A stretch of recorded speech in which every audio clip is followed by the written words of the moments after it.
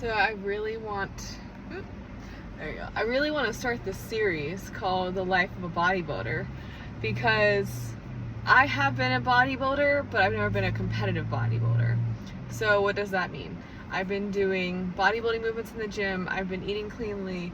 I've been trying to increase protein, cardio, maintain a decent amount of body fat percentage, so I'm not like in a certain category where I can't lean out within a few months or so. Over the years, now it's taken me a long time to get where I am right now.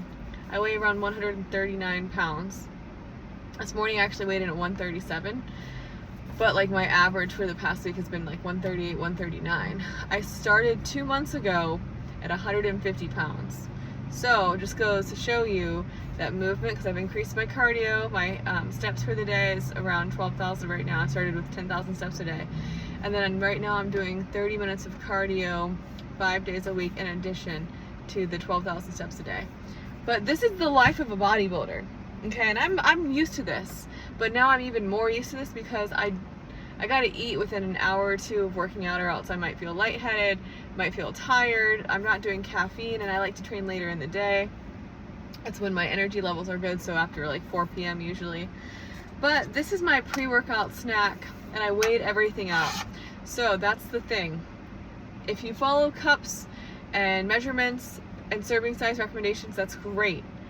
But what I am learning now is that is more of a guesstimation from the companies and the organizations. Now, I'm not anti-food labels or anything like that, but when you actually weigh your food, it might be different than what the food label says. So, for example, let's say a serving size of Greek yogurt, like plain Greek yogurt, is 1 cup, 100 calories, or something like that, right? If you weigh it out in grams around the same size, you might see that the calories differentiate from what it says on the label. So you have to be very careful. So in my opinion, buying a food scale on Amazon, they're like less than $15. Mine was like $12. Buying a really nice food scale that has like ounces, grams, all that jazz, and then weighing out your food. So I stopped at Starbucks. Now I don't go to Starbucks that often, and what I got today is less than 15 calories, and it hits the spot for me. So it's past 4 p.m. Can't have a lot of caffeine, keep me up, not great, not bueno, right? So I got a venti iced Americano decaf. Here's the proof, decaf. I hope it's decaf. And I got light ice, 2 stevias, and I just had a splash of almond milk. So it's really good. Again, I don't do a lot of caffeine in general. If I do caffeine, it's gonna be in the morning now. So that's right when I wake up. That's when my cortisol levels are a little bit higher. So it just all balances out. But if I'm gonna have some coffee later in the day, it's gonna be decaf. I don't even know if I'm gonna finish this whole thing. But this is my order. If you want like 0 calories or like less than 5 calories or whatever, just get this black with no almond milk. I just wanted a splash of almond milk. And yes, I account for that on MyFitnessPal. It's a little bit harder when you eat out though. So I'm 3 months out from my show right now, so I'm not eating out that much. But when you eat out, it is harder. You've got to guesstimate it, or use ChatGPT and a combination of that with MyFitnessPal to see where you are. I brought a plain rice cake from home. I already measured everything out on MyFitnessPal for the giggles. And then, what am I gonna put on top? It looks gross. It's not pretty, but it's gonna be good. So what I did was I mixed the Oikos 000 Greek yogurt with powdered peanut butter, PB2. Today is my higher carb day, lower fat. So regular peanut butter has more fat in it, and I want to try to have a more balanced fat to protein to carb ratio for my last meal of the day. Now, I don't do breakfast, lunch, dinner, whatever. I do meal 1, 2, 3, 4, because I eat when I'm hungry. I like to eat intuitively, but I also like to make sure I have a decent profile of everything. So this is a nice combination of mostly carbs and protein with a little fat. There is a little bit of fat in the PB2 or the peanut butter powder, but way less fat than like your normal peanut butter. And you can get powdered peanut butter at Walmart in a giant, it's like, we got one that's like this big, man. It's flipping huge. and it's really good. It'll last you forever. Now, I'm sitting in the parking lot because I have to go run some errands. That's the thing. What I like to do is I only do this once a week because this is my treat for myself for getting through the week. So Friday, Saturday, or Sunday, that's when I usually do it. I sit in the parking lot and I eat this. And then I run some errands and then I go work out. Today I'm doing chest and triceps, I think. I was gonna do legs, but I don't know if I want to do legs. I'm still kind of sore. Oh, you know, I'm so excited to eat this. I forgot to mention. What is that red goo? Sugar-free raspberry preserves.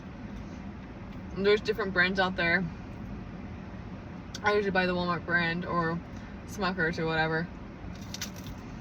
And this is my pre-workout snack. This is my ritual. It's lower carbs, but not super low carbs, so it's enough to get me through and feel satiated. And I can eat this and feel good for an hour or two, maybe even 3 or 4. I already had like 110 grams of protein today, including this though. The Greek yogurt does have some protein in it too. But this is the life of a bodybuilder.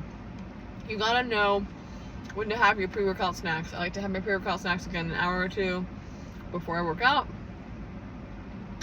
And this is a snack. I wouldn't consider this a full meal. This is less than probably 200 calories, so yep. If you're not willing to sit in a parking lot and eat this, you're not supposed to be a bodybuilder. There's a lot of things you have to do as a bodybuilder that are weird or considered different in modern society. Not eating out, not drinking alcohol, not doing a lot of stuff because it involves being around food and having to say no, or not even having to say no, just it's not what you like to do, and that's okay. This is like the equivalent to me for a cookie. I've never had a crazy sweet tooth. I've never really liked candy. The only thing I liked was dark chocolate. So this is fine for me. I think that's why I'm okay with bodybuilding, is because I don't feel like this is sacrificing anything. This is normal. This is something that I've done for a long time. Maybe not the rice cake, maybe oatmeal, but same but different, you know? And if you add a lot of sugar and crap in your coffee, you're ruining the benefits. You're spiking your insulin. You're gonna have a crash, so don't do it. Yep. These are my rice cake car talks. I'm gonna make that a thing. This is my first show. Might be my last show. I have no idea. But I'm excited, and I'm gonna obviously do the best I can.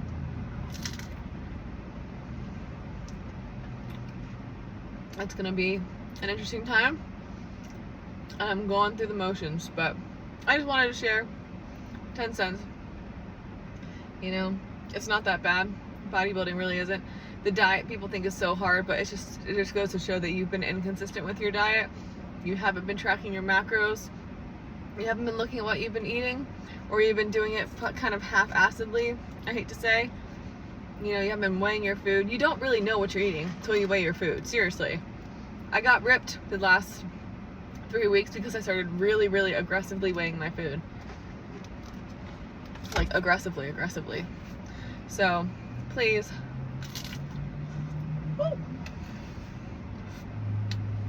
I knew that was gonna happen. I'm very clumsy.